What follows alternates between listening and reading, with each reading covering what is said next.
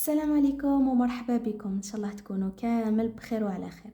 رمضان مبارك، تصوموه بالصحه والهنا ان شاء الله، وربي يتقبل منكم صالح الاعمال يا رب. قبل ما نبداو الحكايه تاع اليوم حبيت نقول كلمه صغيره فقط. حبيت نشكر اي وحده راهي مشتركه في القناه، لانه هذا يحفزني ويدعمني باش نكمل. واما بالنسبه لي مازال ما اشتركوش، نقول لكم خياتي فضلا اشتركوا في القناه وفعلوا الجرس باش يلحقكم كل جديد. وراهم جايين حكايات بزاف شابين ما تندموش عليهم. بلا ما نزيد نطول عليكم بزاف، نبداو في الحكايه تاع اليوم. صاحبه القصه تقول: انا نهاد من ولايه معسكر، في عمري 26 سنة، متزوجة وأم لي بنت. عشت قصة حب رائعة مع خطيبي اللي كان يحبني ويموت عليا قبل الزواج. لكن بعدها اكتشفت أمورات لا يتقبلها العقل، وليت ضحية باسكو يطلع كذاب ورخيص وما يسواش. المهم أنا كنت عايشة مع يما وخياتي، وأنا كنت الوسطانية تاع الدار. كنا عايشين كيما كامل عائلات الجزائرية، الحمد لله ميسورين الحال. بابا كان يخدم الليل والنهار باش ما نستخصو والو، قرانا كامل والحاجة اللي نقولوها تحضر.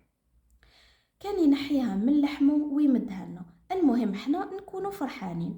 كنا انا وخياتي نحبوه بزاف ودايما ندعوله بالخير ربي يحفظه. المهم جازوا العوام ولحقت للثانوية ورحت شعبة تسيير واقتصاد. كنت نحلم باش نخدم، بصح كي تزوجت أحلامي كامل ضاعت بسبة راجلي. حطم لي حياتي، الله لا تربحوا.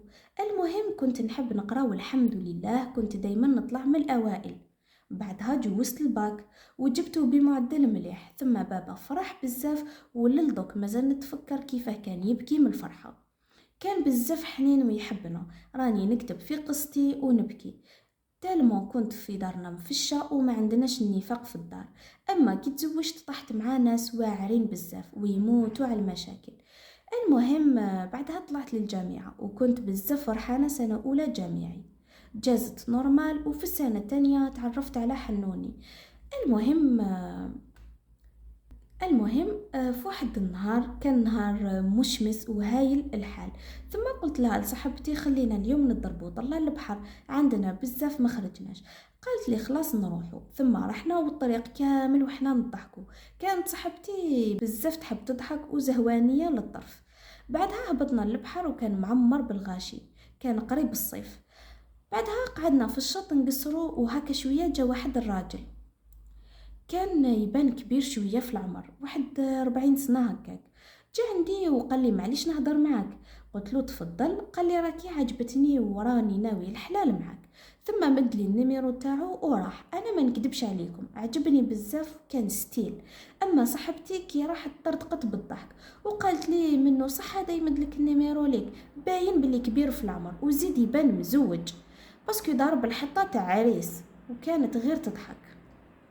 وبعدها رجعنا للدار وهكا شويه جات عندي اختي الكبيره وقالت لي: لو كان يولي الزمان للور والله الاول اللي طبطب في الباب نروح ونتزوج وما نخزرش كامل مورايا، ما نبقاش نتبع في القرايه ومن بعد نلقى روحي بلا زواج ولا خدمه. هذه اختي في عمرها 38 سنه وماشي متزوجه. كانت تقول لي: ما ديريش غلطتي وتتبعي برك القرايه اللي يجي شدي فيه. قلت لها: ما تتقلقيش اختي، كل شي بالمكتوب ومكتوب حد ما يدي حد. وفي الليل عيط له وقلت له الو، ثم ريبوندا وقال لي: شكون معايا؟ قلت له: انا نهاد اللي مديت لها النيميرو عند الشط. قال لي: ايه وكوبا. انا تما تخلعت وقلت: وش بيه هذا؟ هكا شويه عاود لي وقال لي: سمحي لي كنت مديرونجي. وكملناها غير صافا وشراكي الحمد لله، وهدرنا تخي بيان. كان بزاف عاقل ويهدر باحترام، وكان غير يقول لي: انا لو كان تقبلي من غدوه نجي نخطبك. قلت له: خليه نتعرفوا قبل ومن بعد ساهل. المهم وليت نهضر معاه صباح وعشيه، وخطرات كان يجي عندي لافاك ونهبطوا البحر.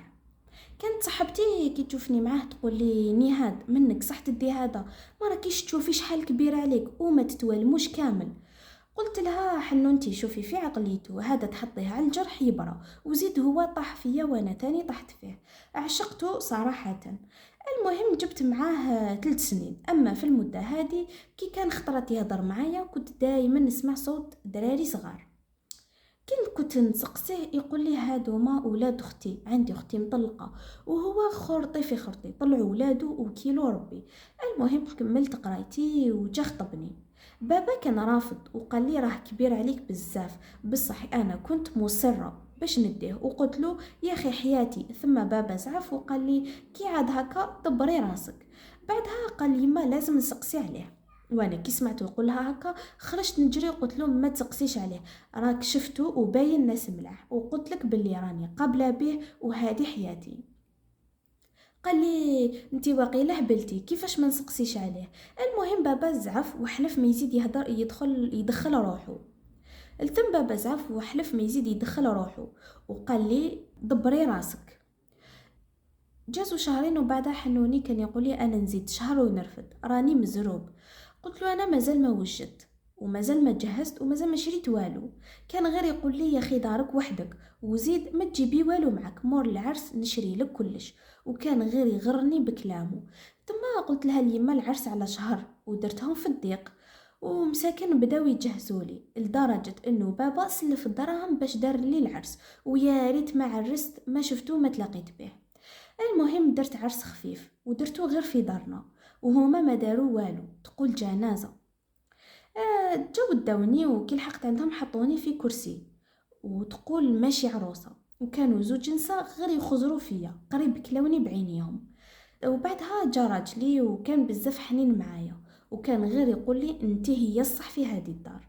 المهم كملنا هذيك الليلة وكانت احسن ليلة في حياتي. قلت له باللي كاين زوج نساء قعدوا غير يخزروا فيا وقريب كلاوني من عينيهم مقبل. قال لي غاروا منك باسكو صغيره وشب عليهم وبدا يضحك. الغد من داك الصباح رحت باش ندوش، نسيت ما قلت لكمش كنت عايشه مع جوزتي. تلاقيت بهذوك الزوج نساء اللي كانوا يخزروا فيا ودنت عندي وحده وقالت لي راكي فرحانه. قلت لها وعلاش ما نفرحش؟ قالت لي راكي فرحانه كي ديتي راجل بولادو وبضرايرك زوج. قالت لي انا مرتو الاولى وهذه مرتو الدوزيام وقاعده تدنا عندي قريب تضربني. التما وليت عند راجلي وغير نبكي ونقول له صافي طلعت مزوج ومعاود، وهو غير يقول لي انا نحبك ولو كان تولي ليا هادوك الزوج نطلقهم برك يما ما خلاتنيش. وانا قعدت شابعه بكى وحصلت واش ندير. نولي لدارنا يديروا عليا الناس هضره، نقعد مع الدراير والراجل خادعني ما حملت وما قدرتش نحمل.